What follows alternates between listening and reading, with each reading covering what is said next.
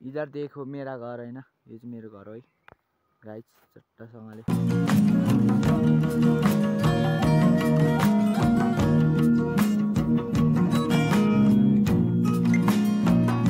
Morning, new day, new blog, तपाईहरुलाई स्वागत छ हैन गाइस। आज चट्टसँगले म बिहान 6 बजी उठिसकेर घाममा बसेर नि हैन भिटामिन डी लिँदै ब्लग बनाइरहेको छु। घामको छाया नै अलिक पछाडि आइरहेको छ हैन गाइस। आज के गर्ने हो, कसो गर्ने हो, कस्तो कस्तो ब्लग हुन्छ हैन। आजको ब्लग घरबाट सुरु भइरहेछ है। म अहिले बाहिर बसेर अलिक ब्लग सुरु गरिरहेको छु। आजबाट डेली ब्लग आउँछ गाइस हैन। आज चाहिँ चट्टसँगले ब्लग बनाउन जाँगर चले। घाम पनि यति धेरै लागिरहेछ है। अब आजको मौसम चाहिँ कडा छ गाइस।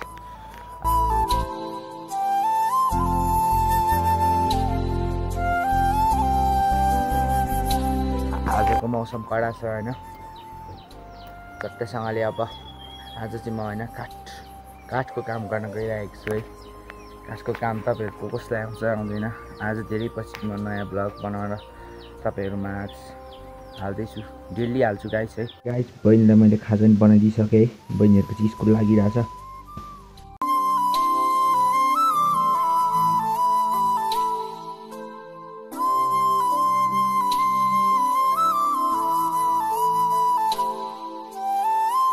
बनाउन चाहिँ थुप्रो छ।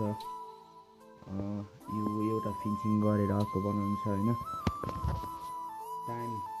टाइम अझै लाग्छ है। टाइम अझै लाग्छ।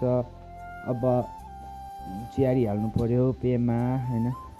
चिया काटेर चट्टसँगले बनाउने गाइस, त्यस्तै हो। सँगले अब पर भैँसी छ है।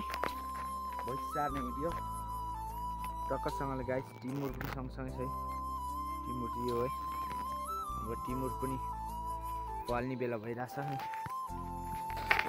अहिले चाहिँ हैन भैँसी सारेर जाँदै हो। खुट्टा लास्टै दुखिरहेछ कि गाइस। यतिको हिँडिरह साथीहरु नै आइपुगेछ। Hello hello. आरु यहाँ आलुबारी गुवाबारी हैन। गाउँबारी चाहिँ छैन अहिले। गाउँबारी तल्ला बगरमा छ गाइस।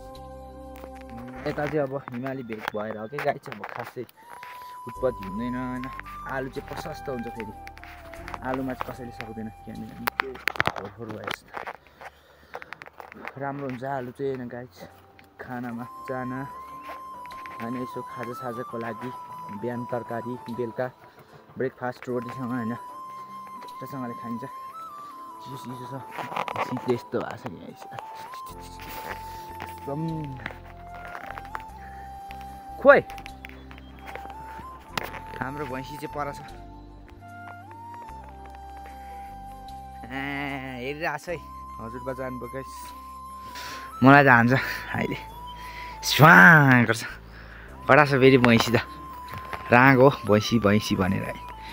राग हो गाइस। तपाईँले थाहा भइहाल्छ नि हैन। माथितिर पनि घर छ कि गाइस। मौसमले हैन हिमाल उँभो थियो। हिमाल पनि छ्यापछुप पुरेर है डाँडा काँडा थोर देखिरहेछ।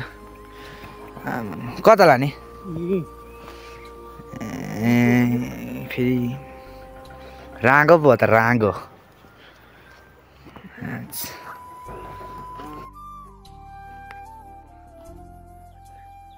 ए गाइस हैन चट्टसँगले फेरि खोपाई कार्यक्रम हुँदैछ गाइस हैन।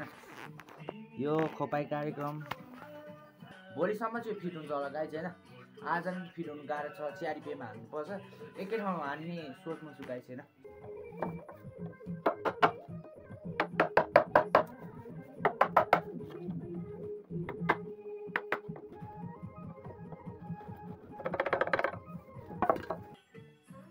अब टाइमको सदुपयोग गर्नु पर्यो हैन। सिक्नु पर्यो।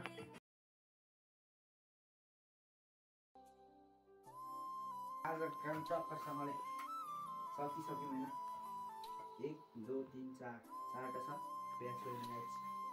टक्कसँगले यो फालेर चियारी एक ठाउँ पेमा एक ठाउँ गाइस हैन। अब आजको ब्लग यस्तै भयो हैन। अब म एडिटिङमा लाग्छु। त्यही भएर काम पनि छिटै सिद्धियो भन्दा नि सिद्धिएको छैन, बाँकी छ। अब चट्टसँगले एडिटिङ गरेर हैन भिडियो अपलोड गर्नुपर्छ। Thank you.